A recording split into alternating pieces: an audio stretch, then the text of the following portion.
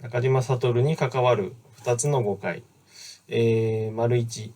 ホンダが F1 に連れてきたわけではない。丸2、引退を早めた存在。はい。はい。じゃあね、丸1のね、ホンダが F1 に連れてきたわけではないの方からですね。中島はホンダの連れ子と海外メディア。87年 F1 デビューの際、ホンダ技術研究所、宮野秀夫ゼネラルマネージャーは、連れ子だなんてとんでもない。僕らホンダエンジニアは、中島さんが F1 で走る姿を見ることが夢だったんです。そして僕らが中島さんに夢を見させてもらったんだ。と眉を潜めた。はい。その当時、その海外メディアの書き方として、ホンダのおかげで中島は F1 に来た。みたいな書き方をおそらくしてたんでしょうね。だけど、ホンダ技術研究所の宮野さんという方、ゼネラルマネージャーの方はね、とんでもないと。全然違うっていうことを言ってるんですね。はい。当然ね、技術者のマネージャーの方なんで、技術的な根拠があって、そういうことを言ってるんだと思うんですけど、もちろんね、中島さんの人柄とか、そういうのも含まれているにしてもですね。ただね、具体的な証拠というかね、ないかなって考えてたんですが、これだなってね、見つけることができました。1987年鈴鹿、フェラーリに負けたホンダ。ホンダのエンジニアが認めた中島の実力が日本グランプリで思わぬ形で証明されている。はい。これね、中島選手がフル参戦した年の鈴鹿のね、日本グランプリなんですけど、この年、簡単に言えばね、ウィリアムズ・ホンダが強くて、シーズン席巻してたんですけど、この鈴鹿に来たらね、ウィリアムズも大して速くないし、その次のね、ロータス・ホンダになるんですが、セナがね、乗ってるのに、そこまでじゃないって感じでしたよね。結局ね、予選のポールポジションもベルガーが取って、決勝もね、ベルガーが勝ってってレースだったんですけど、1987年鈴鹿エンジンテストの誤算。87年 F1 に旅立った中島に代わり、国内 F3000 のドライバーがエンジンテストを担当。1分48秒台が限界で、鈴鹿のグリップの限界が今はこれくらいと櫻井総監督も判断し、F1 の鈴鹿ラウンドを想定していた。しかし幕が開けると、木曜から45秒台で始まり、42秒台に突入してしまった。マシンのセットアップの基準を遅いタイムに合わせてしまい、決勝もフェラーリに負けた。ポールタイム、過去9タイヤはベルガーの40秒台。はい。そういうことなんですね。中島選手が F1 に参戦するまでは、鈴鹿でね、ホンダのターボエンジンの、テストを中島選手がやってたわけですけど、いなくなっちゃったんで、代わりにね、国内の F3000 のドライバーにそれをやってもらってたんですけど、1分48秒台が限界で、それ以上のタイムっていうのがね、87年出なかったらしいんですね。この時のね、本田総監督、櫻井監督も、今のね、鈴鹿の路面の状況がそういうことなんだろうっていうふうに思ってたら、いざね、グランプリが鈴鹿にやってきたら、木曜のね、まだ、フリー走行本番じゃない状態から45秒台で走り出して、あっという間で42秒台に入ってしまったと。ホンダは事前に48秒台っていうね、遅い基準を持ってしまってたから、セッティングが狂ったってことみたいなんですよね。なんで予選も決勝もフェラーリに負けたと。そういうことだったらしいんですね。日本では中島だけが F1 レベル。中島は86年最後のテスト走行で FW11 でレース用タイヤ、ブーストで45秒台で走行している。単独走行でレースウィークとほぼ同タイム。はい。ここにね、中島選手の実力が強く出てるんですよね。中島選手がね、一番最後、日本でエンジンテストをしたのは86年の末らしいんですけど、その時にね、FW11 を使って45秒台で走ってると。でもこれね、テスト走行なんで、要するにグランプリと違って、1台だけで走るんで、路面にラバーグリップ乗らないですよね。だから、そんなにタイムが出るいい条件じゃないと思うんですけど、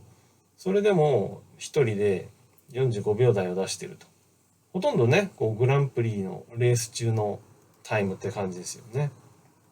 87年に国内の3000ドライバーにテスト走行変わっちゃったら、単純比較でね、3秒遅くなったってことですよね。F1 マシンをね、F1 の世界の速さで走らせられるのは、やっぱね、中島選手だけだったってことだったんでしょうね。なんで、その最初に説明したホンダのマネージャーもね、中島選手に惚れてたというかね、リスペクトしてたっていうことでしょうね。中島選手が本当の F1 の速さで走ってくれるから、ホンダエンジンがね、強くなったっていう、多分そういう思いがあったんじゃないでしょうかね。はい。丸2の引退を早めた存在は、メディアには語らなかった思い。当時、引退の理由を明確に語らなかったわけは、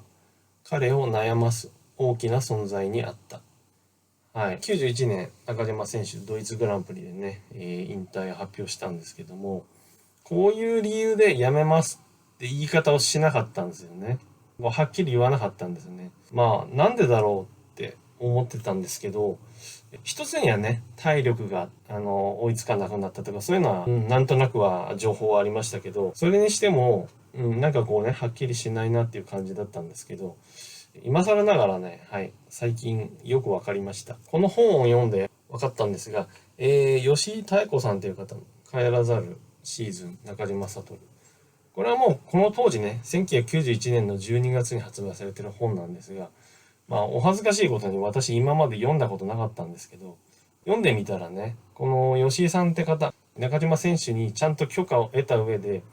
かなりこう、密着取材というかね、してるんですね。なんで、この中島選手、普段は話さないような本音をね、この吉井さんにだけ話したりしてて、あ、こんなこと思ってたんだっていうのがね、よく分かったんで、はい、ぜひ紹介したいんですけども、中島、他人のプライバシーをどう考えているんだろうね。自宅にいてもファンがひっきりなしにチャイムを鳴らすし、新聞記者は家の周りをうろうろ、一歩も外に出られない。中島にとって F1 は、辛酸を舐め尽くした上でやっと手に入れた最高の遊び場だった。だが、日本に F1 ブームが起こり、中島の一挙手一投足が注目を浴びる。そんな現象に中島はついていけなくなっていた。もしこれだけマスコミに騒がれなかったら、あと1、2年走っていたでしょう。で、中島選手、そうかもしれないな。周囲の期待がだんだん膨らんでいくとね、その期待に応えられない自分が寂しくなってくるんだ。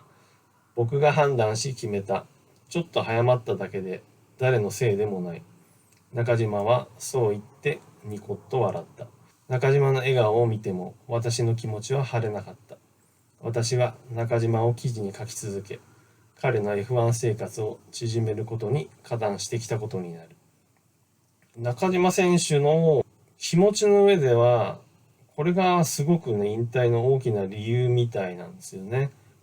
私ね、この当時まだ子供で中学生だったんですけど、F1 ブームで、私もそれに乗っかって中島頑張れ、みたいなね、ホンダエンジンだから、この最後の年なんかすごい早いんじゃないかなんてね、勝手にいろんな期待をしてましたけど、そうやってね、こう日本が盛り上がると、中島選手は、こうプライベートでもね、追い回されるようになってね、非常にもう苦しくなっていたみたいなんですね。中島選手っていうのは F1 ドライバーになりたかったわけで、別に有名人になりたかったわけじゃないんで、そんなね、誰かに追いかけ回されるなんて生活は、まっぴらごめんなわけですよね。そう。だからこのね、吉井さんが、これだけマスコミに騒がれなかったら、あと1、2年走ってたでしょ。そうかもしれないなって答えてますよね、中島選手。私結構ね、これ、今更ながらね、びっくりしたんですよね。あ、そうなんだ。こんなに日本がね、変にこう F1 ブームで加熱しなければ、